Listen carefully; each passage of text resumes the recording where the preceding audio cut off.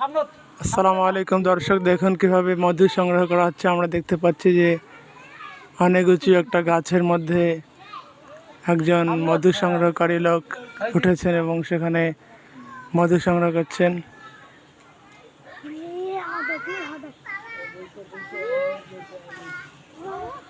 দেখুন কত বড় গাছ, সেই গাছ থেকে মধু সংগ্রহ করা হচ্ছে।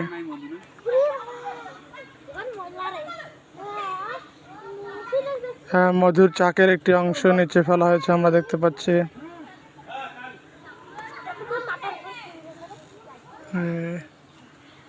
মৌমাছিগুলো উঠতে শুরু করেছে তাদের বাসা ভেঙে দেওয়ার কারণে।